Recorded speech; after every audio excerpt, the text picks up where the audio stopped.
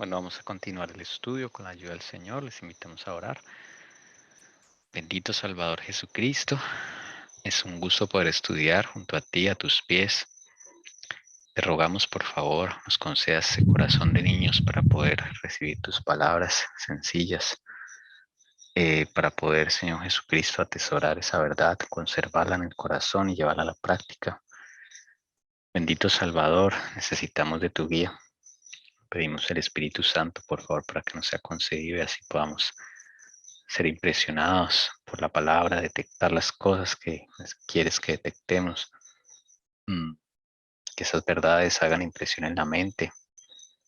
Bendito Salvador, y que esa verdad nos haga libres como es tu promesa.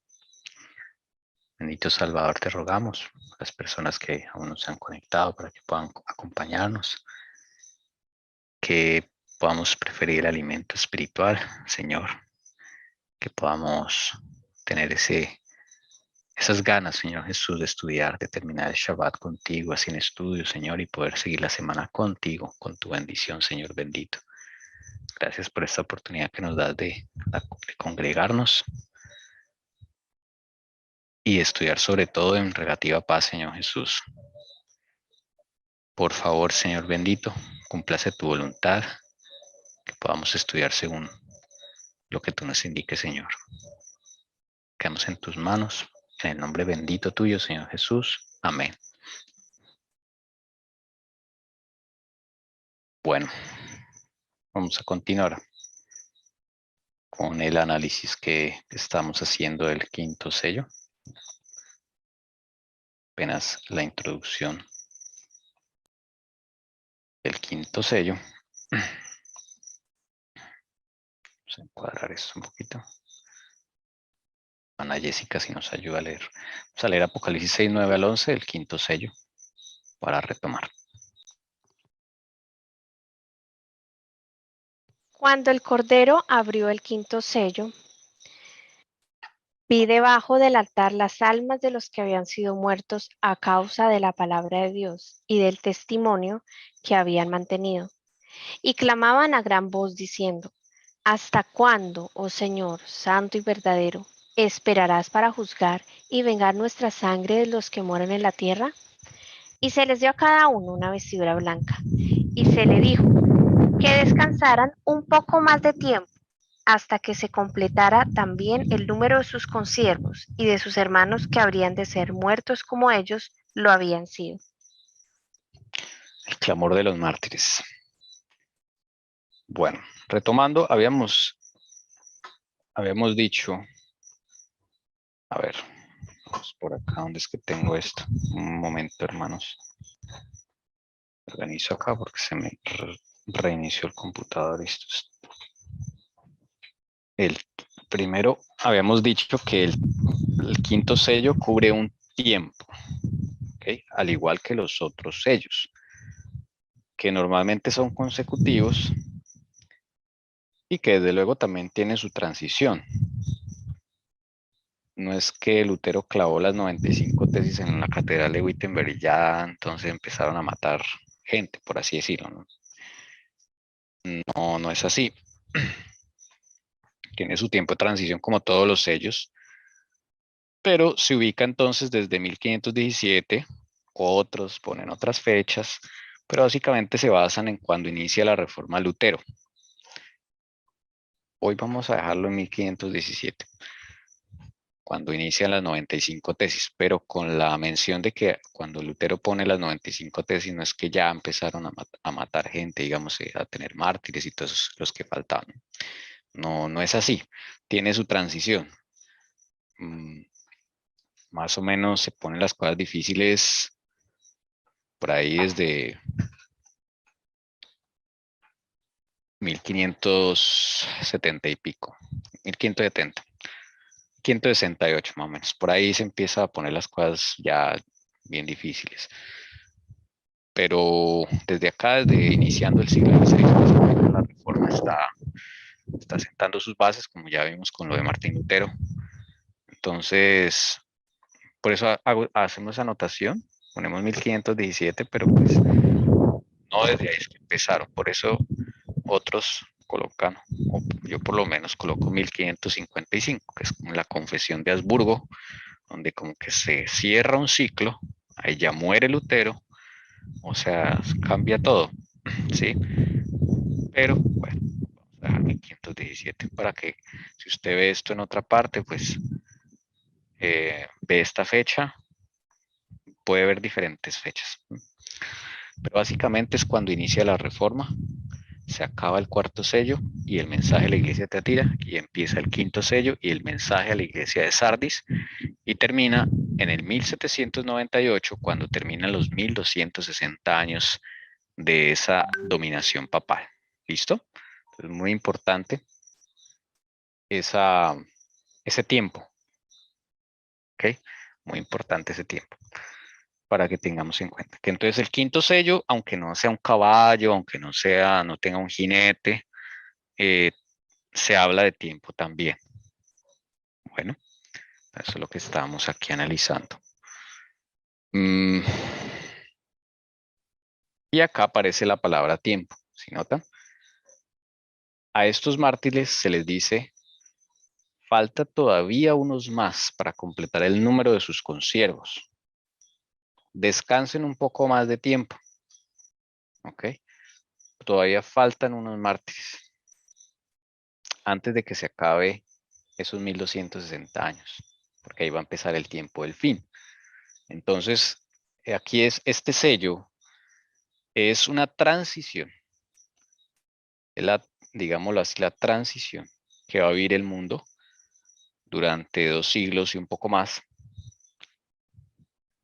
de ese poder, de esas facciones papales romanas, ¿ok? Entonces vamos a ver aquí también mucha guerra entre ellos dos y al final uno se queda con el poder, una de esas facciones se queda con el poder y le da al otro su herida a la otra facción, en 1798. Entonces este sello es bastante caótico, bastante de transición, ¿no? Y bueno, ya veremos en los eventos históricos, vamos a ver muchas cosas allí con la ayuda del Señor. Pero lo importante es que es un tiempo. Bueno, también empezamos a analizar lo que es el altar. El Señor, en su infinita sabiduría, decidió dejarlo así, altar. Juan vio debajo del altar las almas de los mártires. ¿Cuál altar? Bueno, ahí estábamos entonces hablando de posibles altares. La hermana Liliana nos compartió un texto del señor Kenneth Cox, pastor conocido, adventista, evangelista de la iglesia, y él menciona que ese altar es un símbolo del altar de los sacrificios. ¿Okay? La hermana Paola, Jessica, nos dio también otra, el Señor le puso en su corazón que podría ser el altar de incienso, porque el altar de incienso se supone que es donde iba el sumo sacerdote a orar con el Señor, a encontrarse con el Señor cada mañana. Entonces, antes de encender las lámparas, entonces eso representa la obra de Cristo en el santuario como intercesor, siendo el sumo sacerdote. En este momento, en este sello, Él está en el lugar santo y está allí en el altar del incienso, ¿no? Recibiendo las oraciones de los santos. Está el asunto del altar. Bueno, vamos a ver qué dice en el libro de Urias Smith, cómo veían ellos este altar. ¿Okay? Probable digo yo que el Señor lo dejó así, altar a secas, para que pudiera aplicar a dos cosas, como suele suceder, por ejemplo, con la palabra 7, y te castigaré 7. En unas Biblias dice 7 tiempos, 7 veces, 7, o sea, puede ser cualquier cosa, ¿no? Pero eso, ¿quién lo da? El Espíritu Santo. Esa verdadera interpretación, ¿no? Y puede el Señor haberlo dejado así para que aplique a dos, pueden ser los dos altares. O sea, tampoco podemos decir que tiene que ser este y el otro está mal y todos los que digan eso está mal, ¿no? Entonces, estamos en eso, estamos preguntándole al Señor, estamos estudiando. Entonces, vamos a ver qué dice el hermano Urias Smith con respecto al altar. Esto no puede denotar algún altar en el cielo, ya que evidentemente el lugar donde estás Donde estas víctimas han sido sacrificadas es el altar de sacrificios. Sobre este punto, el doctor Clark dice, una visión simbólica fue expuesta en la cual él vio un altar y debajo de este las almas de aquellos quienes han sido sacrificados por la palabra de Dios, martirizados por su vinculación al cristianismo. Son representados como siendo nuevamente sacrificados, siendo víctimas de la idolatría y superstición. El altar, el altar es en la tierra, no en el cielo. Una confirmación de este punto de vista es encontrado en el hecho de que Juan está contemplando escenas en la tierra. Las almas están representadas bajo el altar, al igual que las víctimas sacrificadas sobre él derramarían su sangre bajo él mismo y caería por la parte lateral. Entonces, el altar del sacrificio, que no derramaban la sangre de los corderitos sobre la tierra. Sí, pues ellos dicen que ese altar no es en el cielo, sino en la tierra, porque los mártires fueron sacrificados en la tierra y Cristo fue sacrificado en la tierra. Entonces, en la tierra viene a ser el altar de los sacrificios. Esa es la visión que se está dando allí, ¿no? Y allí dice que la sangre se derramaba al pie del altar, a un costado del altar, la sangre de los corderos, de los becerros, de los carneros, se derramaba al pie del altar cuando era holocausto. Entonces, en esa forma es que yo lo entendía, ¿okay? Como el altar de los sacrificios, pero es en la tierra, no en el cielo. Como les digo, puede ser ambos, sí, puede ser el altar de sacrificios, eso es un punto de vista. Yo no lo veo malo, ¿sí? No lo veo, es consecuente, ¿no? Pero también puede ser altar de incienso.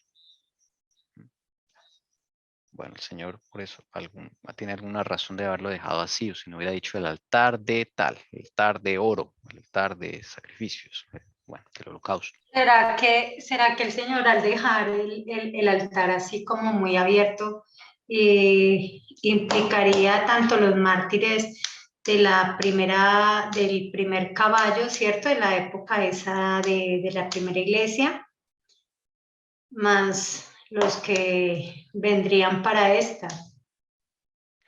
Eso tiene mucho sentido, Elcira, porque acá dice, estos mártires están clamando y están diciendo, ¿hasta cuándo, Señor? Pero el Señor les dice en este sello que descansen porque faltan más. O sea que esos son los que ya han pasado. Probable, o sea, son todos los que han sucedido. Tiene Y doble cumplimiento. hasta que se complete el número de sus consiervos, dice. Así como el número de los 144,000. Y me llamó la atención que lo dice parecido, eso cuando lo leí me llamó la atención. Un número no sabía yo. El número, sí. O sea, el Señor tiene un número. Él sabe, su infinita sabiduría sabe cuántos son, ¿no? Esos mártires. Podemos ver entonces, de pronto, qué dice allí en el libro de Daniel Apocalipsis. ¿Tommy, ¿Sí? puedo aportar algo? Por Que es favor. que dice aquí, ¿hasta cuándo, Señor Santo y verdadero, esperarás para juzgar y vengar nuestra sangre de los que moran en la tierra? Aquí es evidente que nos da como un tiempo que es antes de 1844, porque el Señor no había empezado a hacer el juicio. Entonces, digamos, ahí empieza el juicio de los muertos, ¿cierto? Sí. Entonces, aquí estarían hablando, digamos, los que pertenecerían digamos, al primer caballo, porque pues esto va digamos, consecuente de que ya vamos en el cierto, vamos en el quinto sello. Entonces, habla de un juicio. Habla de un juicio, sí, todavía no se ha dado el juicio. No. Entonces el Señor dice, todavía faltan un número. En su momento para estos pioneros les servía porque es mirar la historia un poco atrás para poderlo ubicar antes del juicio. Claro. Sí, de todos modos sirve porque es o sea, la forma en que muestran el altar, los mártires, es consecuente, o sea, ahí no hay errores de interpretación, ¿sí? En su tiempo pues se va a cumplir y sí, es un clamor de ¿hasta cuándo, Señor? Como cuando nosotros decimos ¿hasta cuándo, Señor? Y Todavía Tommy, falta, sí. y acá también hay otra cosa que dice, y se les dio a cada uno una vestidura blanca, y se les dijo que descansaran un poco más de tiempo. Entonces uno dice, ¿a quién se les dio esa vestidura blanca? ¿Es simbólico o es simbólico y también literal? Claro. Bueno, ya podemos seguir hablando de estas. Ahí queda Porque esas. cuando Jesús resucitó llegó una parte, ¿cierto? Y ahí también iban, Sí, bueno, no sé. sí, sí. Hay mucho que pensar en eso. Miremos qué dice aquí el libro de Daniel y Apocalipsis, el libro de pensamiento sobre Daniel y Apocalipsis de las almas bajo el altar, ¿no? Bueno, ellos hacen un punto importante porque es que este texto se presta para malentendidos, que como que hay como que las almas sí pueden hablar y estos mártires como que se levantaron, o sea, es un poco confuso, ¿no? Pero sabemos que es simbólico, que algunos los toman literal, entonces, ay, mire, escribe que sí, los muertos pueden hablar, o sea, sí, entonces, ¿qué está pasando acá? Entonces, vamos a ver qué es lo que dicen ellos de las almas que están bajo el altar. Maná, Jessica, si quiere ayúdenos por favor con esto. Las almas bajo el altar. Esta representación es popularmente referida como una prueba contundente del estado incorpóreo e inconsciente de los muertos. Aquí se dice que son almas vistas por Juan en un estado incorpóreo, que estaban conscientes y que tenían conocimiento de eventos pasados porque ellos clamaban por venganza de sus persecutores. Este punto de vista del pasaje es inadmisible por múltiples razones. Primero, porque la visión popular es que estas almas están en el cielo, pero el altar en el cual fueron sacrificadas y bajo el cual fueron vistas no está en el cielo. Segundo, porque sería repugnante a todas nuestras ideas del estado celestial representar almas en el cielo encerradas bajo el altar. Tercero, porque no podemos suponer que la idea de venganza sería tan suprema en las mentes de las almas como para dejarlos insatisfechos e incómodos a pesar del gozo y la gloria que deberían tener por estar en el cielo. Entonces las razones de ellos son las siguientes, o sea, dicen, popularmente se cree que las almas están en el cielo, ¿no? Pues la visión católica, que se van para el cielo, ¿no? Cuando la persona muere se va para el cielo enseguida. Y en la Edad Media se tenía que si, bueno, la persona es mala se va para el infierno y si todavía no se ha definido su situación, entonces se va a una cosa llamada purgatorio y ella espera el juicio de Dios para esa alma y según cómo le vaya, pues se va para el cielo, se va para el infierno. Esa era lo popular, ¿no? Entonces dice acá que si estas almas están en el cielo, la visión popular es que las almas están en el cielo, dice él, pero el altar está en la tierra. Ya lo explicó acá antes, ¿no? Que el altar es en la tierra, porque para ellos el altar es el de los sacrificios. Entonces no pueden estar en el cielo. Segundo, porque sería terrible ver almas encerradas en un altar, ¿sí? Si de verdad estuvieran ahí, o sea, sería como un poco como película de terror, está diciendo él. 3, porque si ya están en el cielo, ¿por qué están pidiendo venganza? Si en el cielo ya están, ¿sí? No se supone que deberían sentir deseos de venganza, porque ya están cómodos, satisfechos, pues porque se supone que en el cielo es gozo, gloria, y ya todas esas cosas terrenales pasarían a un segundo plano. Entonces él está diciendo eso, pues no deberían sentir venganza. Esos son los razonamientos, los argumentos que los pioneros daban para decir que estas almas realmente Juan vio fue las almas en la tierra, no en el cielo. ¿Mm? Esa es la Bueno, visión de ellos. bueno, y pues bueno, yo como pues yo ya había escuchado algo por ahí del quinto sello. Entonces, en Génesis 4:10 dice, hay una forma figurativa de que de lo que cometió Caín y Abel. A ver, te dice el Señor. Y él le dijo, ¿qué has hecho? La voz de la sangre de tu hermano clama a mí desde la tierra. Entonces, es algo figurativo que dice ahí en lo que se refiere a Apocalipsis, del quinto sello, que está clamando esas almas están clamando como esa venganza, así como figurativamente entre Caín y Abel muere el justo y vive el injusto, por llamarlo de alguna forma. Entonces, por eso dice que la, la sangre de tu hermano clama a mí desde la tierra.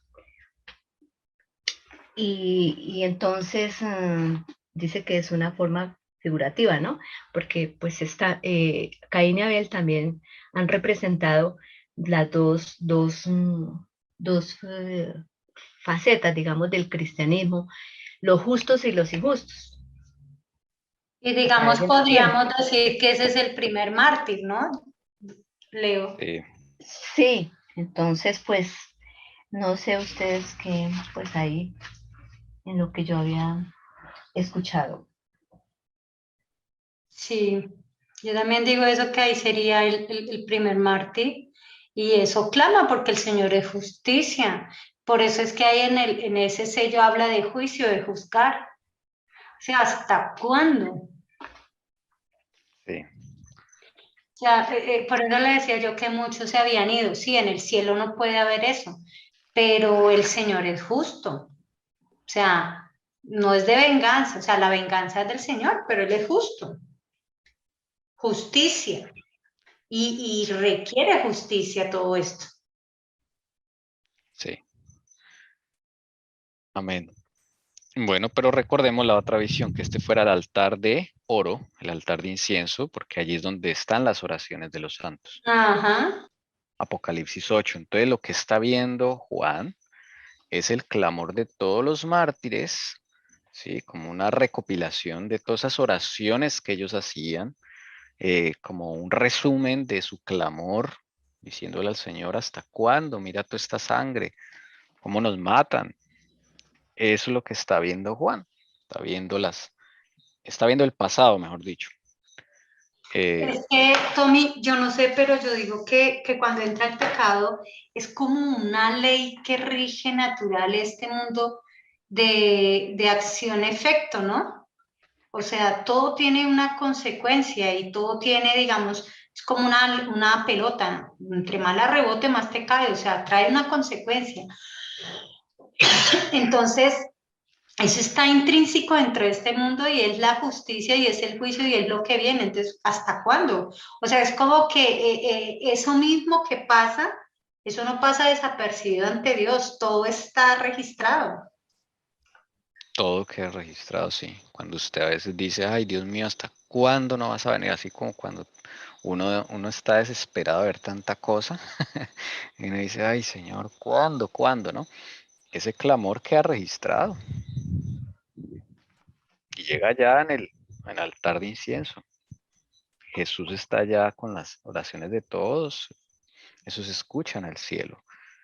De alguna forma, entonces, el Señor le muestra a Juan esos registros que hay en el cielo. Él lo vio Mire en lo, un video. mire lo que Sí, sí. dice Ujú.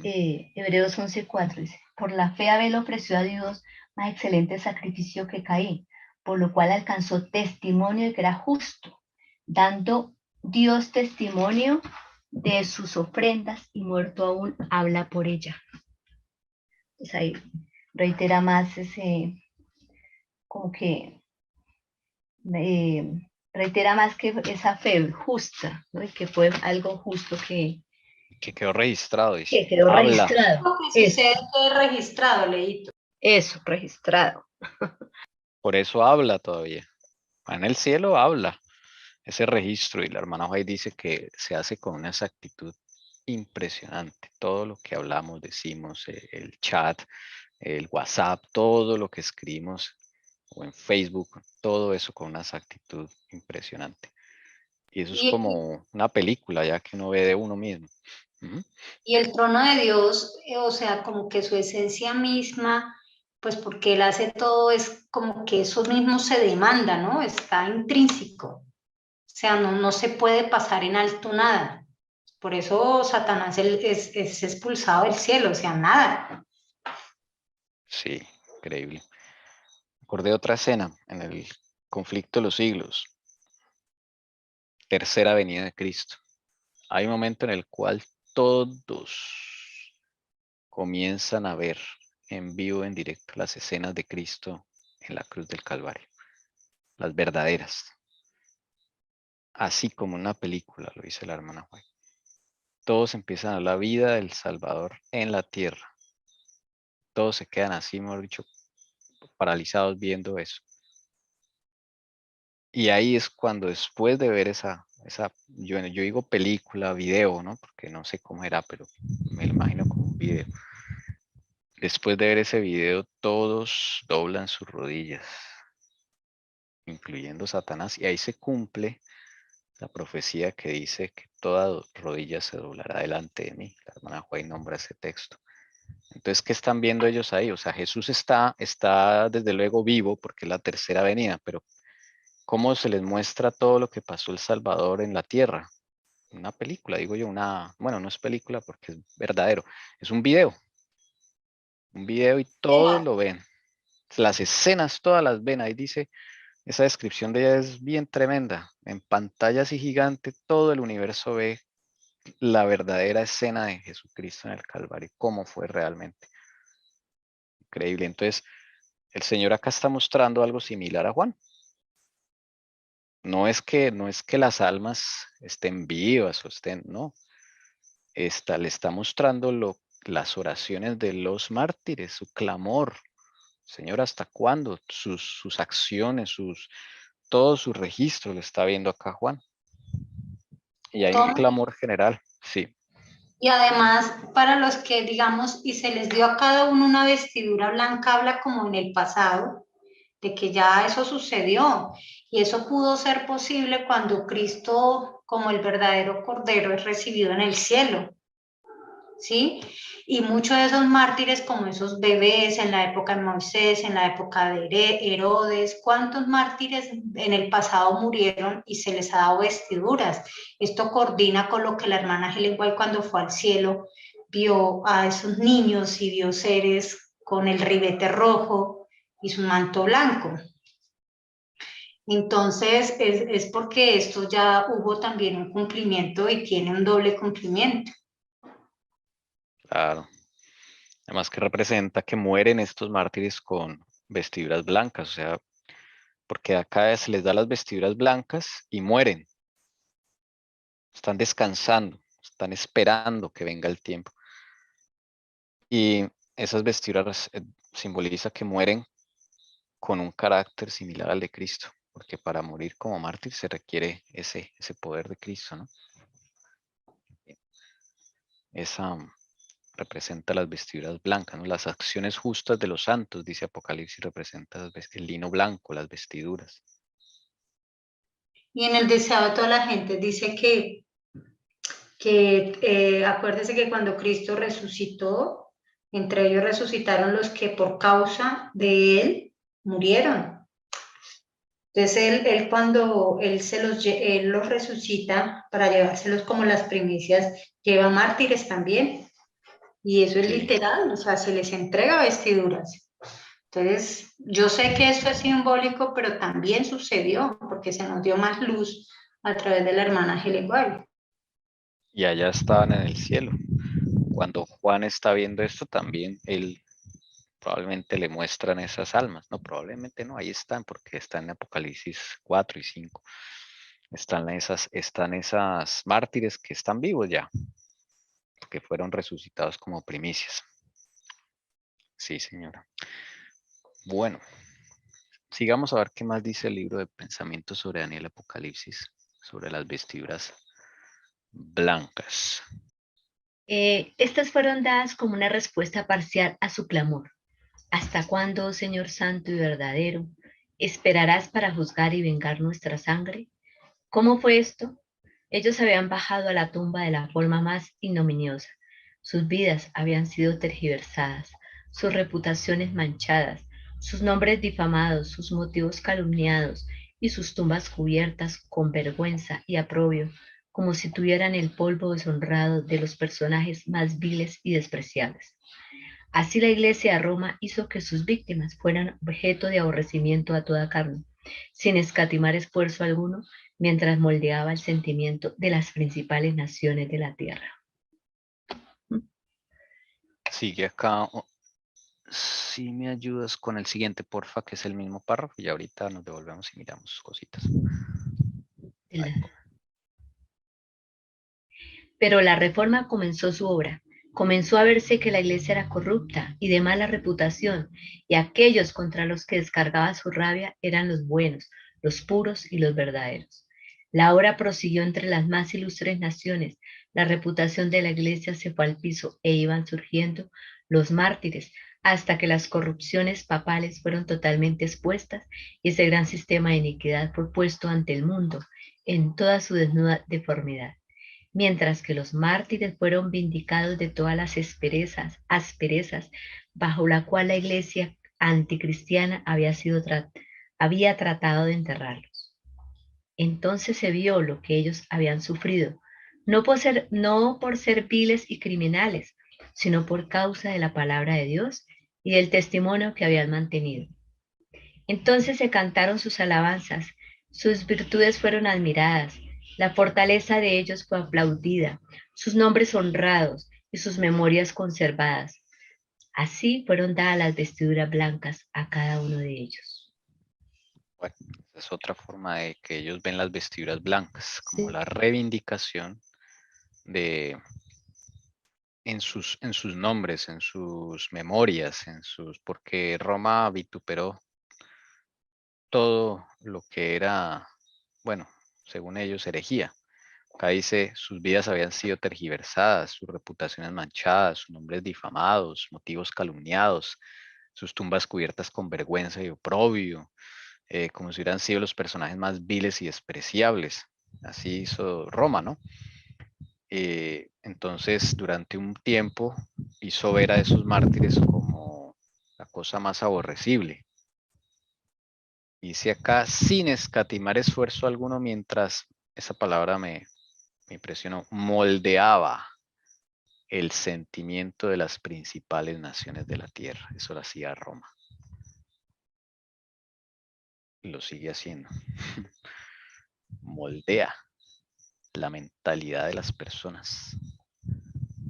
Moldea la política. Moldea todo quiere moldear todo. Y llega un tiempo en que por esa manipulación mental hay gente que cree que esos mártires realmente murieron como herejes, que eran lo más despreciado del mundo. En su ignorancia pensaban que Roma estaba haciendo bien, ¿sí? Pero llega la reforma, dice acá el hermano Smith. Llega la reforma y entonces empezó como a ver la corrupción de la iglesia, su mala reputación, cómo robaban a la gente y que los que habían sido muertos realmente eran los que eran buenos, puros y verdaderos. Es lo que está diciendo. Y esa obra prosiguió entre las más ilustres naciones, o sea, la obra de la reforma. ¿Okay? Aquí está la clave de lo que está diciendo él. Y esa reputación de la iglesia se fue al piso. Ya todo el mundo sabía que todo eso era La gente se fue enterando, hubo un despertar ahí, que las indulgencias, por ejemplo, era todo un fiasco, toda una mentira. Pero no terminaron los mártires. Después de la reforma vienen mártires, lo que está diciendo el hermano Urias Smith. Esos mártires lo que hacen es exponer más, o sea, despertar más a la gente para que esas corrupciones papales fueran así expuestas en todo su esplendor. Y ese sistema de iniquidad, como lo dice acá, fue puesto ante el mundo en toda su desnuda deformidad. Ahí se cumplen las palabras de Jesús, que iba a postrar a Jezabel en cama. Mientras que los mártires fueron vindicados. Desde luego, al vindicar los mártires, es vindicado el nombre de Jesús, el nombre del Padre. De todas las asperezas bajo la cual la iglesia anticristiana había tratado de enterrarlos. ¿Sí? Entonces la gente se dio cuenta que esos mártires habían sufrido no por viles, criminales, sino por causa de la palabra de Dios y el testimonio que habían mantenido, como lo dice el quinto sello. Entonces allí, en esa vindicación, la palabra clave aquí, después de la reforma, esos mártires se cantan sus alabanzas, sus virtudes admiradas, la fortaleza de ellos aplaudida, sus nombres honrados, sus memorias conservadas, y en ese sentido, dicen los pioneros, así fueron dadas las vestiduras blancas a cada uno de ellos. Bueno, esa es otra interpretación, otra visión de las vestiduras blancas. No sé si quieran añadir algo. Bueno. O sea, lo que están diciendo acá es que después fueron, llamemos, por el hombre vindicados. No, por el Señor. O sea, que los mártires antes de la reforma son unos y los mártires después de la reforma, digamos, son otros. O sea, como que hay dos objetivos. Lo que yo entiendo, ¿no? Los mártires antes de la reforma, o sea, murieron de forma ignominiosa, burlados, escarnecidos. La gente pensaba, la mayoría, no todos, pero sí la mayoría pensaba que se estaba haciendo una buena obra al quemar a los herejes, todo esto. Pero dice acá que cuando comienza la reforma... Tommy, es que a ver, estás hablando y la verdad hay mucho ruido, entonces para que tengas cuidado con el viento, por favor. Sí, señora. Entonces, cuando comienza la reforma, esos nuevos mártires que van a ver son para vindicación de los anteriores, que está hablando aquí. Que estos están muriendo es por causa de la palabra de Dios, o sea, que realmente no eran como Roma les había dicho, que eran despreciables, que había que acabarlos. No, aquí ya se dan cuenta que estos mártires están muriendo es por causa de la palabra de Dios ante el mundo ya en general, y ese testimonio que habían mantenido. Es dando la diferencia entre los mártires antes de la reforma y los de después de la reforma. Es lo que están, ¿sí?, diciendo aquí Urias Smith. Como el propósito de esos mártires. Entonces, cuando acá dice, descansen un poco de tiempo, estos mártires son los anteriores de la reforma.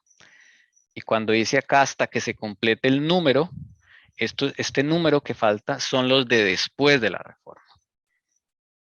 Pero no me parece, porque es que ni siquiera se ha completado. Por eso, acá dice que no se ha completado. Por eso. Pero se va a completar. No se ha completado, o sea, ¿sí? Ah, pero es que este sello va hasta 1798. Desde ese punto de vista lo están mostrando. O sea, como si, pero ya te entiendo, pero si yo lo miro a los ojos de hoy, eso tiene otro cumplimiento. Claro, claro, sí, para nosotros tendrá, claro, sí. Es el tiempo de ellos, ¿no? Porque ellos estaban ya en el siglo XIX, entonces esto tenía solo un cumplimiento. A los ojos de ellos esto tenía solo un cumplimiento. Digamos, los pioneros, yo nunca he visto que ellos digan, esto tiene dos cumplimientos, de pronto en alguna que otra cosa. Ah, sí, Mateo 24. Pero en estos sellos, ellos Esto va de 1517 a 1798. Era la visión de ellos, Lo ¿no? que pasa es que la visión de ellos, ¿por qué lo veían así? Porque ellos veían que ya, digamos, Jesús estaba a las puertas, ya todo se estaba cumpliendo y no había necesidad de mirar que venía otro cumplimiento porque se supone que ellos cumplían ya y hasta ahí se cumplía el tiempo, ¿no? Vendría el Claro. juicio, lo que según Miller se predicaba era que Jesús venía en 1844, o sea, todo lo que ellos miraron hasta esa fecha y empiezan como a cerrarlo, ¿no? Para ellos este era el último cumplimiento. Ya no había más. Ya Sí. venía el Señor Jesús, claro. Nosotros ahora nos va a tocar otra vez los sellos, otra vez. O trompeta tras trompeta, como dice la hermana White. Pero sí, interesante ese punto de vista porque, o sea, así hay que leerlos, ¿no? Se supone que ellos no esperaban que pasaran 200 años más, ¿no? O 170 años más de, no, ellos no esperaban eso, esperaban que ya viniera el Señor Jesús cuando están Esa era la interpretando esa prédica, parte. ¿no? Sí, la venida inminente, o sea, ya era una realidad, pues. Sí, entonces, mm, bien, leamos. Bajo ese Sí, contexto es viable. O sea, bajo ese claro, y si uno mira en 1888 sí era cierto. O sea, sí, no había sí, necesidad claro, de repetición de nada. no había, claro, no había, esto tenía un solo cumplimiento y ya, sí, es verdad. Bueno, miremos el último comentario del hermano Urias Smith sobre ese un poco de tiempo. Sí, entonces, eso es lo que decían ellos, ¿no? Hay unos mártires antes de la reforma, otros mártires después de la reforma. Cada uno tuvo su propósito. Básicamente lo que está diciendo es eso. Y el otro, hermana Jessica, si nos ayuda, por favor, con este. Un poco de tiempo. La cruel obra del romanismo no cesó del todo. Aún después de que la obra de la Reforma se había difundido y había quedado bien establecida. No fueron pocos los terribles estallidos de odio romano y persecución que se sintieron en la Iglesia. Más multitudes fueron castigadas como herejes y fueron unidas al gran ejército de mártires. La total vindicación de su causa duraría un poco de tiempo más. Y durante este tiempo Roma añadió cientos de miles a la gran multitud de cuya sangre ella ya había sido culpable. Pero el espíritu de persecución fue finalmente refrenado. La causa de los mártires fue vindicada y el poco tiempo del quinto sello llegó a su fin. Así termina el comentario entonces de Daniel Apocalipsis del quinto sello. Multitudes van a ser castigadas como herejes en este quinto sello. Si en el primero hubo mártires, disculpen hermanos, que es que a veces llegan unos ventarrones. Vamos a hacer. Si en el primer caballo hubo mártires, aquí sí es que vamos a ver mucha sangre, lastimosamente. Pero tienen un propósito, como dice ahí el hermano Urias Smith. Ya acá la gente va a ver los mártires con otra óptica, porque ya es consciente de la maldad de esa maquinaria romana. Entonces la gente va a despertar. Este sello es, el despertar comienza con la reforma, ¿no?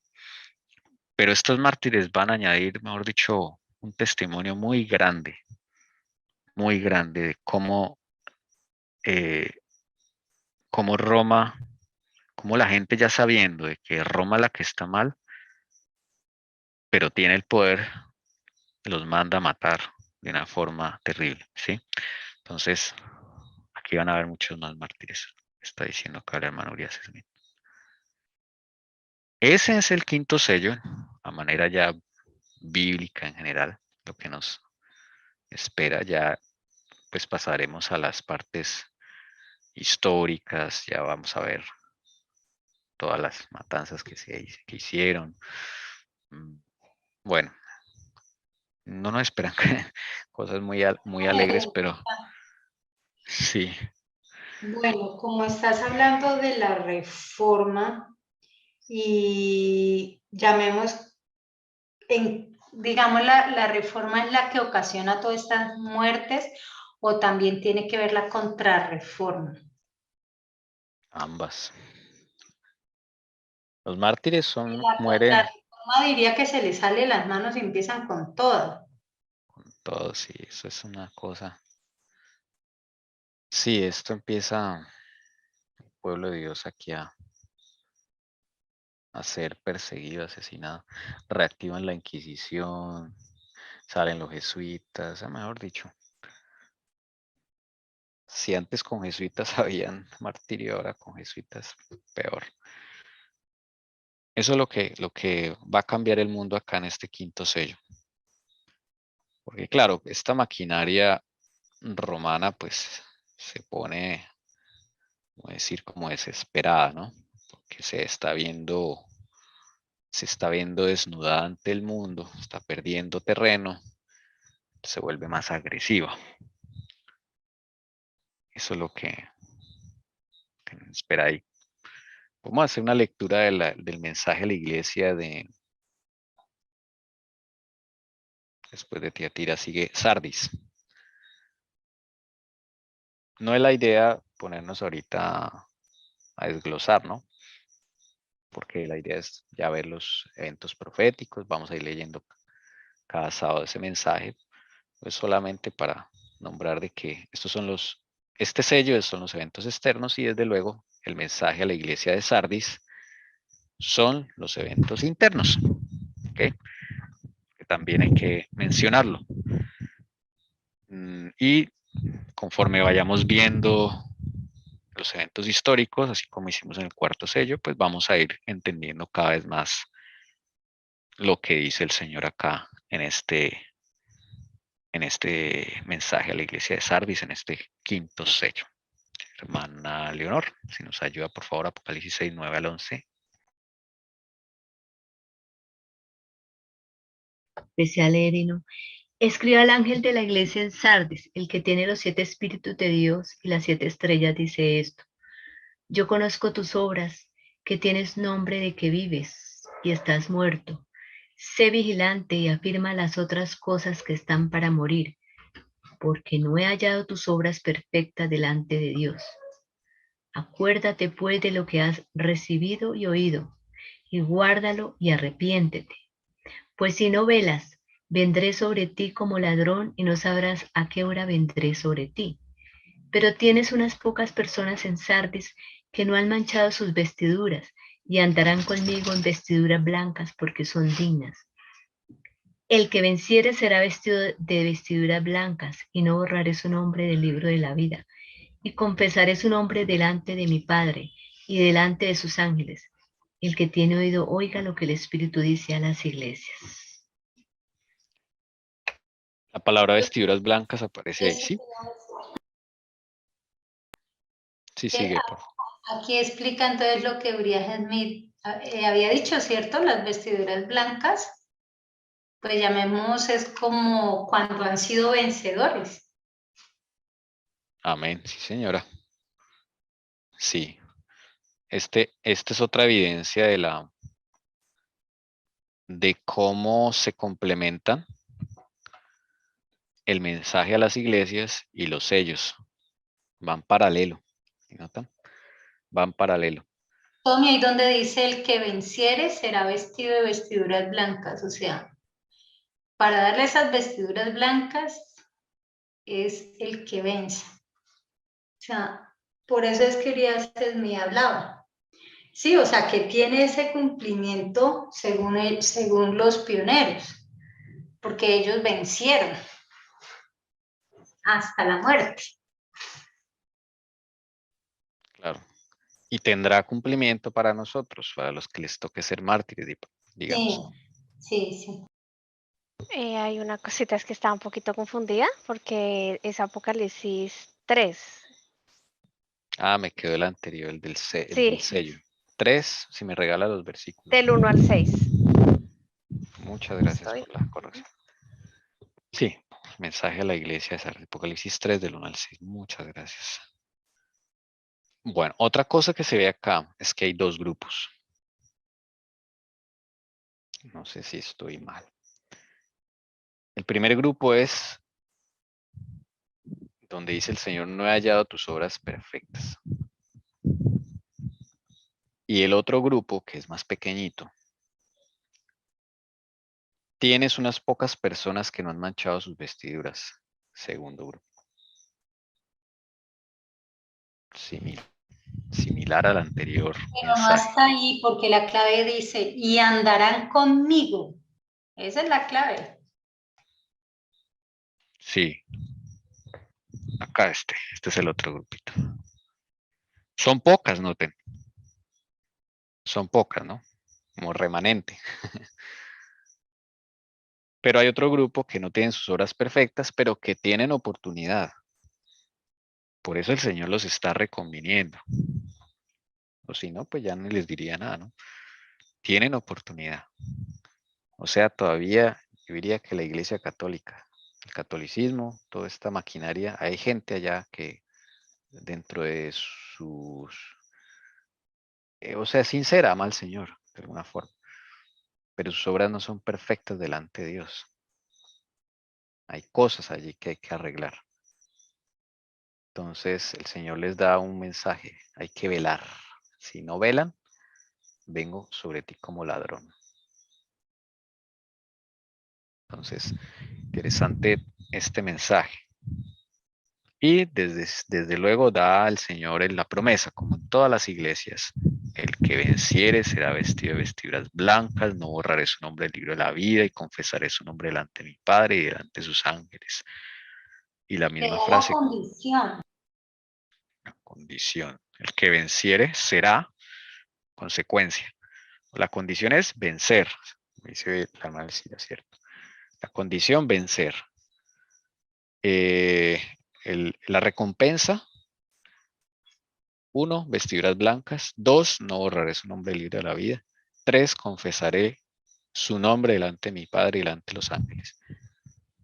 Entonces, como en todas las mensajes, se deja promesas, se deja recompensas a los que venzan, ¿no? Interesante. Cada generación va a tener que vencer en su contexto, en su esfera, ¿no? Y a nosotros nos toca también. Bueno. A mí me queda pensando, pues ese grupo, ¿no? Que sus obras no son perfectas. Pues no sé, o sea, yo sé que tú te fuiste hacia el lado del papado y todo eso, pero no sé por qué me queda como que también, pues no sé, o sea, siento como que a quien quiso explícitamente Dios decirles eso. ¿Será que dentro del grupo no de la iglesia había un grupo que se estaba dejando comprar y vender? Bueno, no sé, son ideas aquí. Sí, ¿por qué no? Bueno, yo creo que ya metiéndonos en la historia, de pronto allí el Señor nos va a mostrar, mire, aquí está el grupito de los que no tienen las obras perfectas, o de los que no han manchado sus vestiduras, ¿no? Bueno, en el cuarto sello así fue, leímos esto y al principio como que no se veía muy claro, pero ya al ver el cumplimiento profético en la historia, ya uno, ahí el Señor como que le alumbra a uno la mente para decir, mira, aquí está ese grupo, el otro.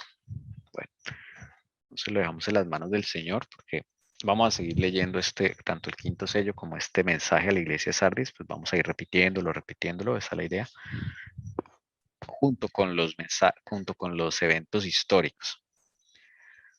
Bueno, como nos queda tiempo, podemos dar una introducción a lo que viene. Podría ser, si están de acuerdo. ¿Sí? Sí. Okay.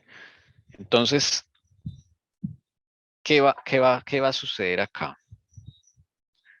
Primero, miremos el mapa de Europa. Vamos a estar ubicados siglo XVI. Vamos a seguir con el siglo XVI, porque el quinto sello tiene parte del siglo XVI, o sea, el 1500, 1600. Omi, antes de Sí. que... qué pena otra vez hacerle repetir. Pero No, es que no tranquilo. me queda claro por qué cambiaste la fecha. Ah, ya. O sea, los pioneros dicen, bueno, Urias Smith no da fechas. No dan fechas, ¿sí? O sea, es como para decirles más o menos lo que se puede encontrar, ¿sí? No dan fechas, dice simplemente cuando inicia la reforma, pero pues la reforma tiene muchos puntos. Entonces, tradicionalmente se toma 1517, porque fue la fecha en donde Lutero pone las 95 tesis en la Catedral de Wittenberg. ¿Mm? Y eso, digamos que es como el accionar de ahí para adelante, pues levanta toda la oposición y empieza ahí a haber Ok. problemas y todo eso.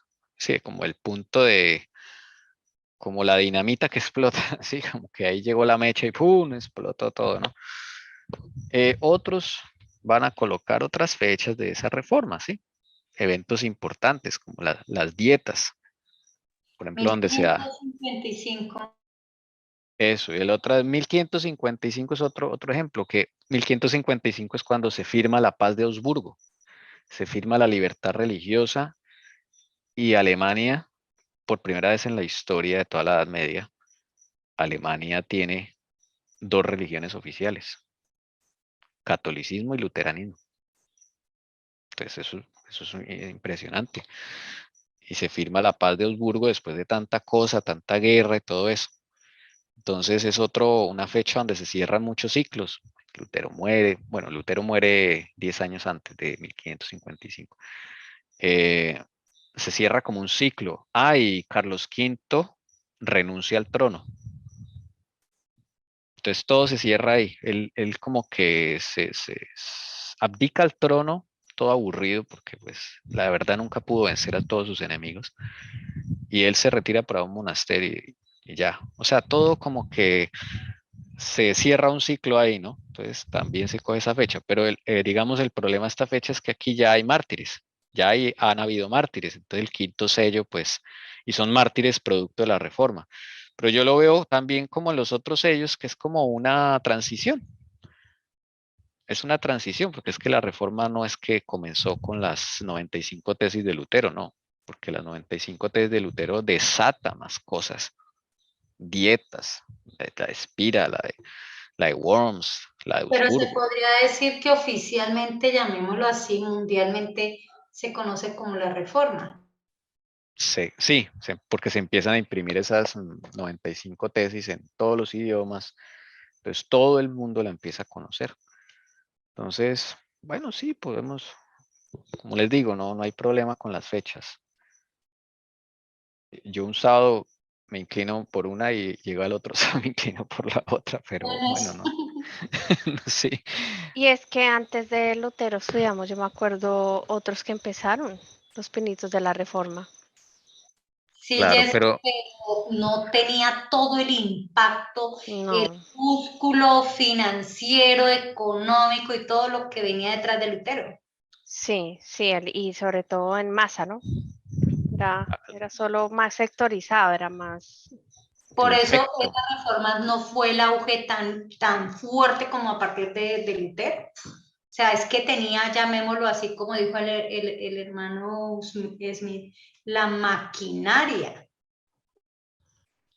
sí, sí, no fue como el impacto fue, o sea, cambió el mundo, transformó el mundo, el imperio, todo lo transformó. Entonces, bueno, lo veo acá como una transición, porque 1555 también es muy importante, ¿sí? Entonces hay una transición ahí. Entonces dejémoslo acá, 1517 para dejarlo así como las 95 tesis y de ahí en adelante, porque ahí en adelante empiezan a haber mártires. Ahí en adelante hay mártires. Poquitos, pero empieza, ¿sí? Entonces, bueno, ¿Te acuerdas que ese un es día el... preguntó mi hermana Doris también y preocupada porque decía, oiga, pero Lutero entonces no fue mártir, pero como que sí? Entonces eso es como claro porque no hubo la tal cantidad de mártires en este sello como en el quinto. Claro, sí, es que en el quinto va a ser brutal eso. Y van a empezar con algunos reformadores van a ser mártires, ¿sí? Lutero, bueno, el Señor, a la final, el Señor es el que decide, ¿no? Pero Lutero, el Señor decidió que no, pero hay otros que sí van a sufrir el martirio. Bien, entonces ahí nos vamos a mover, parte del siglo XVI, siglo XVII, siglo XVIII. Eso va a ser el quinto sello y el mensaje de Sardis. Mapa de Europa. Mapa de Europa en el siglo XVI es un sancocho, más o menos, pero es porque todo se está reacomodando y este mapa de Europa del siglo XVI muestra que todo se está reacomodando. Por ejemplo, ya hay naciones más establecidas, pequeñas, como Suiza y Austria. Ya empiezan a ser protagonistas, Suiza y Austria. ¿Okay? España está dividida en tres: Reino de Castilla, Reino de Aragón y Reino de Navarra, chiquitico acá arriba. Ese es España. Reino de Portugal sigue igual, pero el Reino de España está dividido en tres. Francia ya pierde terreno, ya no es tan grande como en los siglos anteriores, porque aquí ya van a ser, Flandes es lo que se va a convertir en Bélgica y Holanda, o Países Bajos, ¿ok? Entonces ya empieza a aparecer eso. Hay unos pequeños asentamientos como el Condado Franco, Saboya, bueno, son terrenos como en disputa. ¿Okay? Tommy, el terreno que se pierde de parte de Francia es hacia el Imperio Germano, no hacia España, ¿cierto? Así es, hacia el Imperio Germánico, porque estos países ya van a independizarse. Acá se va a formar Bélgica y se va a formar Países Bajos, que en este momento están juntos y se llama eso Flandes. Ok, eso antes era de Francia y entre Francia y Alemania se repartían eso, pero ya Francia va a mermar su territorio. Suiza ya está consolidado, antes eran los burgundios, o parte de los burgundios, y los burgundios también forman Austria. Se forman dos grupos ahí, Suiza y Austria, que van a ser también muy importantes en lo que viene al mundo. El color verde, estados pontificios. Roma tiene la mayor cantidad de estados pontificios en esa época, muy grande. Una buena porción de Italia. Y ya no existe imperio bizantino. Ya se acabó, lo acabaron. Queda el imperio otomano, lo que hoy es Turquía, Grecia, Macedonia, todo eso. Todo eso es imperio otomano, los árabes están ahí. Y ese es uno de los dolores de cabeza del papado. Pero ya no existe imperio bizantino. También ya están formadas las naciones de Escandinavia. Escandinavia es la parte norte de Europa, estas de acá arriba. Suecia, Finlandia y Noruega ya existen como reinos, se les llama reinos. Ya están sus reyes y todo esto. Está el Principado de Moscovia. Aquí ya empieza los eslavos, los pueblos eslavos a tener protagonismo en lo que va a ser Rusia. El Gran Ducado de Lituania también, en lo que hoy es Ucrania, por ejemplo, está acá. Toda esta gente se le llaman eslavos, su raza, su cultura. Ya ellos tienen incidencia en Europa, ya empiezan a tener incidencia. Ya existe Polonia, el reino de Polonia, que también va a tener incidencia. El reino de Hungría, muy importante, es muy fuerte Hungría en esa época de la historia. Y Valaquia es otro asentamiento, digamos, de lo que antes fueron tribus, ahí se van formando de a pocos, ¿Ok? Entonces, bueno, Europa ya está. Tommy, algo que me ha llamado la atención bueno, no sé si es porque tú buscas de pronto Europa, pero es curioso que para ese tiempo, yo sé que estaba más conformado Europa, pero los otros países hacia el lado oriental eran claves para Roma. O sea, como que coinciden que como si no fueran importantes, como si no fuera clave para todo lo que se estaba desarrollando. Dice los que quedan por aquí a la derecha, donde no se ve el mapa. La India, todo eso. Ah, ya, sí, señora, ya empiezan a aparecer. Babilonia, o sea, esos son, o Sí, sea, es como que de la historia como que omiten esa parte y pues yo sé que esto es importante porque el pueblo, llamemos, está concentrado acá, ¿no? El pueblo de Dios.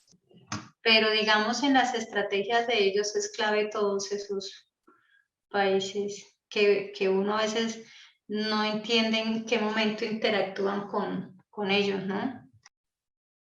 verdad, sí, verdad. Vamos a tratar de ubicar otro mapa a ver para mirar cómo está es, porque si ya China, India, ya todo eso existe allí y va a ser clave para ellos. América, inclusive, es que Américas, es clave. sí. Muchas gracias por la anotación, Elcira. Sí, importante eso. Y, nos faltó Inglaterra. Acá está el reino de Inglaterra en naranja. Esto era Inglaterra en ese momento. Está parte del reino de Escocia. Escocia no sea parte de Inglaterra. Irlanda se conserva pero Inglaterra ya tiene un pedacito ahí. Ya le robó un pedacito, digámoslo así.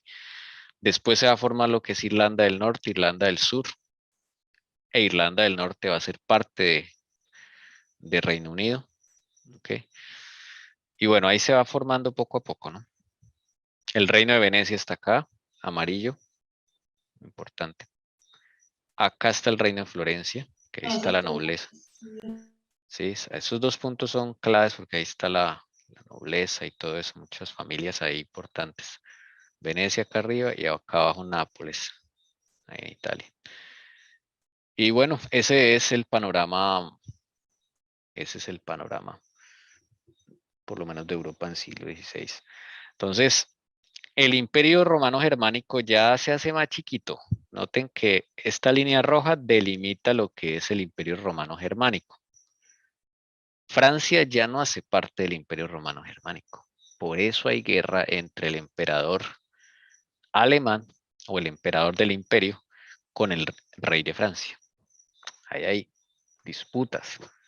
Entonces, Francia ya no hace parte de ese imperio ahí. Pero Francia va a jugar un papel muy importante. Mira, Tommy, que tampoco los estados pontificios hace parte ahí. No, no, eso es de... Suena como que Venecia tampoco, pero no me cuadra.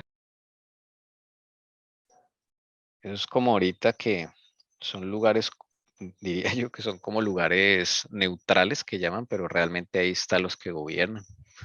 O algo así, como para no meterlo dentro del resto del mapa. No sé, una Y, idea que se me ocurre. y dentro de ese mapa, si es el Imperio Otomano, bueno, no sé si es por la fecha, pero tampoco se ve qué sucede con la parte norte de África, ¿no? Que ahí estaba también el Imperio Otomano, ¿no? Los otomanos, no, esos eran los sarracenos. Vamos a Mm, investigar con la ayuda del Señor. sí. Son árabes también. Pero sí, vamos a investigar más qué pasa con el resto del mundo, porque ahí ya hay más, sí, más países y todo que son importantes, es verdad. Bueno, pero sí, como bien lo mencionaba la hermana Alcira, aquí está el pueblo de Dios, ¿no? Y acá es donde se trascienden las cosas que van a suceder allí en Europa.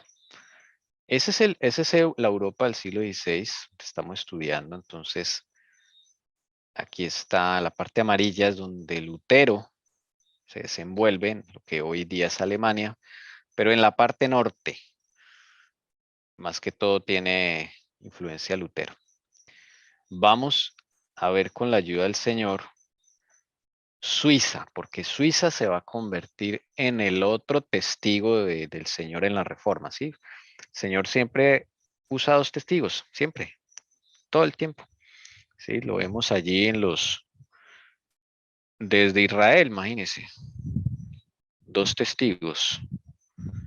Los espías que dieron buena información de la tierra de Israel fueron dos, José y Caleb.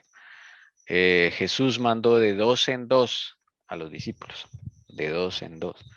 En Apocalipsis 11, 2 testigos. En la época de 1888, Waggoner y Jones, 2 testigos, ¿sí? O sea, como que siempre se maneja eso. Pues acá en la Reforma ocurre algo similar. Hay 2 corrientes de reforma, la alemana y la suiza. Ya hablamos de la alemana bastante. Ahora nos vamos a ir a Suiza. Suiza es un país muy pequeñito en comparación a lo que es Alemania y en poder es menor, inferior que Francia, inferior que Alemania, en poder, en tierra, en recursos. Pero Suiza se va a convertir en la otra corriente del protestantismo de una forma impresionante. ¿Okay? ¿Qué es Suiza en el siglo XVI? Suiza en el siglo XVI es una confederación que ya. Vamos a ampliar Suiza, este que está acá en el centro de Europa. La que hoy es Suiza también. Ellos son más recientes, digamos, en el mapa geopolítico. Aquí está Suiza. Suiza está dividida en lo que se llaman cantones. ¿Okay? Porque esa palabra está en el conflicto de los siglos. Entonces necesitamos entenderla. Cantones. ¿Qué son cantones? Haga de cuenta como los departamentos de Colombia. Con la diferencia que cada cantón tiene su propio gobierno autónomo e independiente de los demás, pero todos juntos se ayudan mutuamente. O sea, todos juntos colaboran porque son de la misma raza. Los helvéticos los llaman a los suizos. Entonces, y ellos vienen de los burgundios. Entonces, todos ellos son familia realmente, pero configuran unos cantones que haga de cuenta que son como los departamentos en Colombia, ¿sí? Tolima, Huila, Cundinamarca, todo eso. Suiza va a tener cantones, pero la diferencia, vuelvo y repito, es que el gobierno es autónomo. O sea, aquí, digamos, el gobierno de Zúrich, del cantón de Zúrich, es autónomo, no le tiene que rendir cuentas a nadie, no hay un gobierno central. El de Berna, que es este morado, es autónomo. Ellos tienen su propia dieta, su propia asamblea y no le rinden cuentas a nadie. ¿Sí? Ellos se colaboran entre todos, pero cada uno es autónomo en su gobierno. Suiza está formado por 13 cantones. Interesante número. 13 cantones. Hay unas tierras todavía en disputa allí que ustedes ven allí como con franja roja, por ahí que todavía se están mirando. ¿Cómo es Suiza? Suiza es un país que en ese momento del siglo XVI es un cuartel militar de los que gobiernan. Para que entendamos qué es Suiza. Suiza va a tener una situación diferente a Alemania, ¿sí? Miremos acá. Alemania, donde está Lutero, son los que tienen el poder, por así decirlo. O sea, es el centro del poder. Suiza no es más que un cuartel militar. ¿Por qué lo digo? Porque cuando el Papa tiene una guerra y necesita ejército, va y busca a Suiza. O sea, él coge de varios sitios, ¿no? No es que sea exclusivamente de Suiza, pero todo el mundo va a coger ejército de Suiza. Si el rey de Francia tiene un pleito, una guerra, él coge gente de Suiza para conformar su ejército. Si Alemania tiene un pleito, coge gente de Suiza para ir a esa guerra. ¿Entienden? O sea, es como un cuartel de militares donde cada quien va y busca lo que necesita. Les dan autonomía con la condición que se sometan a esas guerras, o sea, que colaboren en esas guerras del papado, de cualquiera de las dos facciones, ¿sí? Porque todo el mundo va a coger gente de Suiza y los suizos son muy buenos guerreros, ¿ok? Son muy buenos guerreros, pero porque todo el tiempo han estado en guerra los pobres, o sea, los hombres allá saben, las mujeres que se casan con ellos, pero pueden quedar viudas, porque en las guerras muere mucha gente y las mujeres suizas saben que casarse con un hombre suizo pues no les va a garantizar que les dure mucho. Esa es la Suiza de ese momento. Los niños desde muy temprana edad están familiarizados con la guerra. Es por eso que en Suiza se hablan por lo menos 3 idiomas. Se habla alemán, se habla francés, se habla italiano. Entonces la gente, Suiza como es el centro, va a estar rodeado de Francia al este, ¿sí? Alemania al norte e Italia al sur. Por eso hablan 3 idiomas. Y al sol de hoy, allá se habla esos idiomas. Entonces, perdón. Entonces, esta Suiza es el cuartel general, digamos, del imperio. El cuartel general, no, el cuartel militar, uno de los cuarteles militares que tiene el imperio. Lo respetan como nación siempre y cuando colaboren con las guerras del papá. Están divididos en cantones. Son familias burgundias desde hace mucho tiempo. Y tienen, digámoslo así, conexión con las culturas circundantes. ¿Ok? Y Austria está al oeste. Noten, Austria está al oeste. Entonces ellos están rodeados. Son chiquitos, están rodeados y bueno. Pero se va a convertir en una cosa muy importante en la reforma. ¿Ok? Porque la reforma de Lutero, pues sí, muy importante, es la que disparó todo. Pero el segundo testigo que Dios levanta está en Suiza. ¿Ok? Va a venir de Suiza. Y en Suiza se van a levantar toda una línea de reformadores y se va a convertir además en tierra de refugio para los que van a huir de las persecuciones tan duras que se van a levantar en Europa. ¿Okay? Por Pregunta. ejemplo, sí, señor. No sé si te desvíe, pero ¿puedes ubicar el otro mapa, por favor? Sí. Acá donde quedan ubicados los Países Bajos. En Flandes, arriba en el norte. Acá viene al mar. Sí, es clave. Viene al mar. Y abajo de ellos va a ser Bélgica. Y esos son los... Bien. Es como, lo veo como si fuera el corredor de Suiza también, porque los Países Bajos también son claves para ese tiempo. Sí, señora. Claro, con la ventaja que ellos tienen salida al mar. Suiza no. Y no solo eso, aparte que tiene la salida del mar, ellos van tras Inglaterra. Sí, señora. Claro que sí. Y hay fuerzas navales muy poderosas ya en ese momento, que es uno es España y el otro es los Países Bajos. Claro que sí. Ok.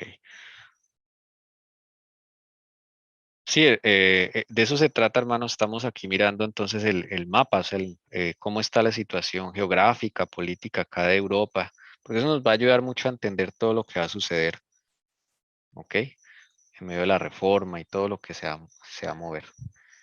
Entonces, esa es Suiza, hermanos. Entonces, ahora nos vamos a ir a Suiza. Todo va a ser con Suiza en los próximos sábados con la ayuda del Señor. Estas ciudades se van a volver ciudades de refugio porque muchos van a ir allá a Suiza. Pero no va a ser fácil. O sea, Suiza, recordemos, son guerreros. Su mentalidad es diferente a la de los alemanes. Su situación es diferente a la de los alemanes. Sus necesidades son diferentes a los alemanes. Pero lo más hermoso es que van a vivir esa bendición de la justificación por la fe. O sea, la van a conocer. Ellos, como toda Europa, han sido víctimas de Roma también. O sea, la gente de a pie. Y acá no hay reyes. Esa es otra particularidad. Acá no hay reyes. Acá no hay como ni electores ni nada de eso como en Alemania. Pues no se necesita. Como es el cuartel militar, pues eso acá no se necesita reyes. Lo que hay son consejos. Entonces cada cantón va a tener su consejo de gente que que de su misma familia representantes para emitir leyes. ¿Ok? Entonces acá no vamos a ver ni electores, ni reyes. No, acá el rey es el mismo del imperio, en este caso Carlos V en el siglo XVI, arrancando el siglo XVI, el mismo Carlos V es, sí me entiende. Entonces, pero es curioso porque es que todo el mundo echa mano de Suiza. Entonces, cuando el rey de Francia tiene una guerra, a ver, los suizos colaboren. Cuando los de Alemania tienen una guerra, a ver, colaboren. Cuando el Papa abajo en cuestión de Italia tiene una guerra, entonces Suiza colabore y así. Entonces cogieron a Suiza pues de guerreros. Ese es su rol. Tommy, Sí. te podría decir, voy a decir una locura, ¿no? Pero como estabas hablando ahí de Suiza, cómo estaba organizada internamente, se podría decir que era como el laboratorio de lo que ellos estaban ya empezando a planear para que desde ahí en adelante, no desde ahí en adelante, para poder lograr que los países llegasen a ser, en lugar de monarquías, repúblicas.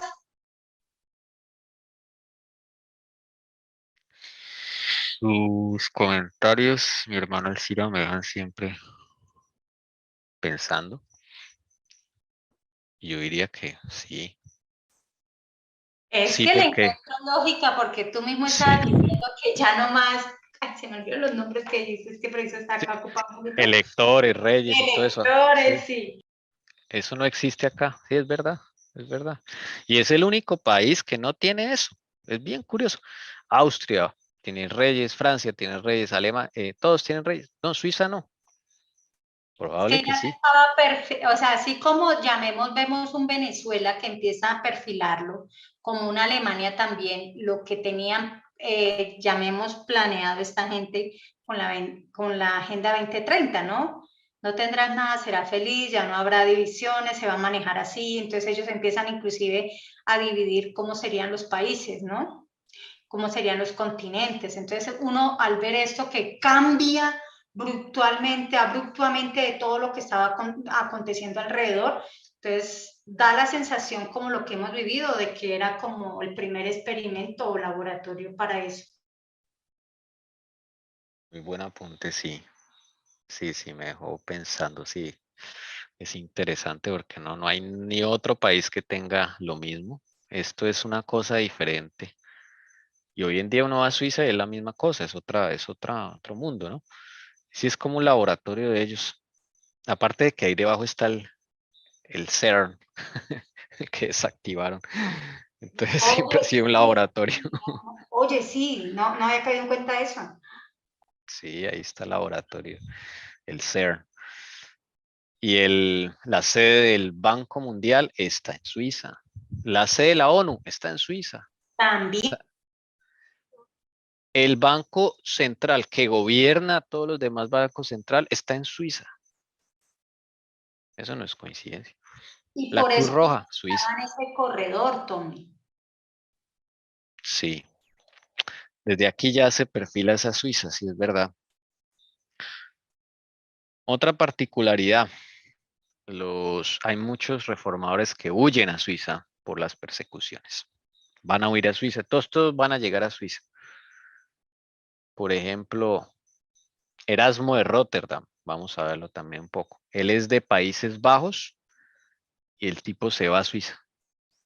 Se instala en Suiza, Ginebra. Otro que se llama Juan Calvino, también huye de Francia, él es francés, y llega a parar a Suiza. Otro que se llama Farel, de Francia, perdón, va a parar a Suiza. Unos alemanes del sur de Alemania, que son católicos, van a parar a Suiza. El señor Casiodoro de Reina, el que hizo la Biblia actual Reina Valera, huyendo de la persecución en España, adivinen dónde se va, a Suiza, y termina la Biblia Reina Valera en Suiza. Interesante eso. Entonces, Suiza se vuelve sí, es un laboratorio de esa facción. Y allá todos los que van a Suiza, digámoslo así, se refugian de las persecuciones. El que logra llegar a Suiza, ya, tranquilo. De Suiza van a salir movimientos de reforma muy importantes, como los puritanos que van a huir a Inglaterra y como los hugonotes que van a huir a Francia. O sea, de Suiza también van a salir grupos de reformadores. Entonces, por eso Suiza es muy importante. Y Tommy, es importante eso último que estás diciendo, porque a través del protestantismo, llamemos estos cristianos, al llegar a Inglaterra, es como esta facción pensaba debilitar a Inglaterra también. Okay, claro. Y lo mismo harían con Francia, con los hugonotes. Divides y vencerás, es el lema de ellos. Claro. Ok. Bueno, en medio de todo esto, pues se va a levantar el primer reformador, que es el que la hermana White dedica un capítulo entero y un poquito más en el conflicto de los siglos. Y se llama, se los presento acá, al señor Ulrico Zwinglio. ¿Ok? También vestido como Lutero. Igualito, sí señora, igualito. Ese es Ulrico Zwinglio, que suizo. Él va a hacer las veces de Lutero en Suiza. Se llevan 7 semanas con Lutero. O sea, nació Lutero y a las 7 semanas nace Zwinglio. ¿Mm? Él es de Berna, de Zúrich, del cantón de Zúrich. Este rosadito, o sea, Zúrich se va a convertir ahí en el Wittenberg. De lo que es Wittenberg en Alemania, acá va a ser Zúrich. Pero todos los cantones alrededor se van a ver afectados. Unos, o sea, aquí la lucha va a ser fuerte, brutal, porque unos cantones van a aceptar la reforma, otros cantones se van a quedar católicos, se va a haber lucha acá. ¿Sí? Ese es Ulrico Zwinglio. Ahorita no vamos a entrar en lectura, pero es para que vayamos viéndolo. Y el que quiera puede en la semana ir leyendo sobre Zwinglio ahí en el conflicto de los siglos, capítulo 10, si no estoy mal. No sé si la hermana Jessica nos ayuda ya a corroborar el capítulo. Si corrobora eso, ¿puedo opinar algo? Por favor. No sé, pero me dejó sonando lo que dijiste, que 7 semanas se llevaba con Lutero. Y pues porque uno conoce hoy en día cómo trabaja esta facción, digamos, ellos eligen a ciertos niños de ciertas familias, ¿no? Para proyectarlos para algo. Entonces veo sus vestiduras y es como si se hubieran elegido en su momento, obvio, ciertos niños con ciertas vestiduras que los identifican a ellos, pero obvio que alguno de todo ese grupo pues se les salió de la mano entre Lutero y bueno, y podría ser este señor, como lo dice la hermana Helen White. Sí, Zwinglio. Todo esto es claro, todo esto es contemporáneo, sí, no es coincidencia. Entonces ellos dos vienen a ser como esos dos testigos. Y Tommy, y qué pena otra, yo vuelvo y lo digo, pero mira, miremoslo acá nomás en Colombia. Hay ciertas universidades, cierto colegio, que es donde van los hijos de los presidentes, o sea, desde ahí se empiezan a perfilar cuáles sí, cuáles no. Es verdad, de ahí los cogen desde pequeñitos, los perfilan. Uno a veces piensa que es que eso fue por el duro trabajo de los políticos que llegaron a ser presidentes, por ejemplo. No, esos de pequeñitos ya los tienen listos. Dice, este va a ser presidente. Este va a ser reformador, en este caso. Sí, porque le ven las... Entre los santos está el hermano mayor del santos y este santo, o sea, vieron características y cosas especiales que podrían servir para ellos. Obvio que estos son tizones arrebatados. Claro, claro, sí. Sí, bueno, entonces esa va a ser nuestra aventura con el Señor en Suiza. Aquí vamos a ver muchas cosas y nos vamos a tener que ver con muchas cosas, situaciones, conflictos y todo, así como Alemania vivió con Lutero todo esto, pues Suiza se va a ver también, digámoslo así, impactado, ¿no? Suiza, claro, al impactarse Suiza, como Suiza tiene comunicación con varias naciones alrededor, es un punto clave, ¿no? Es un punto clave acá porque Suiza está en la mitad, entonces, y como todos vienen ahí a buscar soldados, hay mucha interacción con los pueblos de alrededor. Entonces, Dios sabe cómo trabaja también, ¿no? Suiza pues va a tener mucha influencia, mucha influencia. Y esa reforma pues va a impactar a todos los demás países y también inclusive al sur de Alemania va a impactar. Alemania, al sur de Alemania va a quedar con, digámoslo así, las dos versiones de la reforma, la de Lutero y la de Zwinglio, ¿sí? Otra cosa bonita es que las dos reformas son la misma, o sea, es la justificación por la fe. Y Zwinglio, por lo menos, ¿no? La historia revelada no se conoció con Lutero, sino hasta 1529. Ellos estudiaron colegios diferentes, familias diferentes, todo diferente. Pero al final, lo bonito de toda la historia es que la conversión es en la justificación por la fe. Es lo que necesitaba el mundo en ese momento, con urgencia. Y la experiencia de Zwinglio pues va a ser en algunas cosas similares a Lutero, pero en otras vamos a ver que no, ¿sí? Pero ya eso es porque pues Zwinglio no es Lutero y Lutero no es Zwinglio. Entonces cada uno va a tener sus particularidades y Dios va a proveer para Zwinglio cosas que él necesita y que los suizos necesitan. O sea, la experiencia de Suiza no va a ser la de Alemania. Hay unas cosas que van a ser similares, pero otras que no van a ser similares. ¿Ok? Bueno. Y sería bueno ver el mapa completo de lo que hasta el momento iba.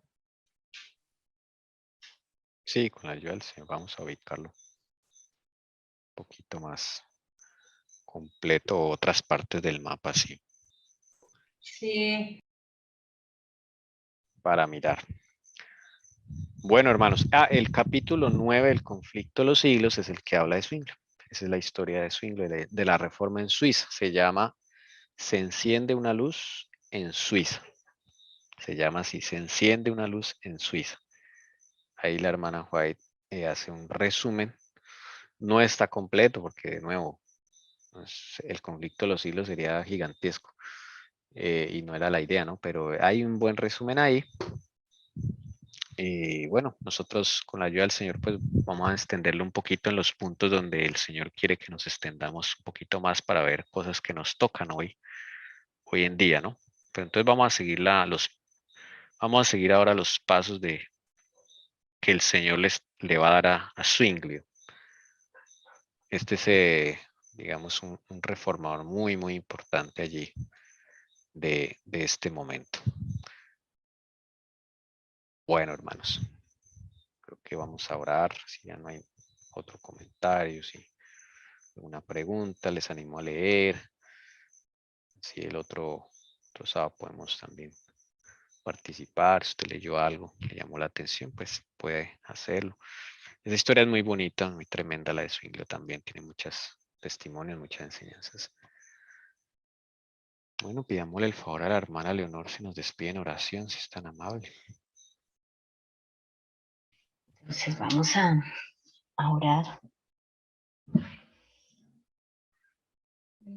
Padre Santo que estás en los cielos, santificado sea tu nombre. Gracias, Señor, por este sábado más que pasamos aquí en esta tierra, Señor, aprendiendo un poco de ti y despejando nuestra mente.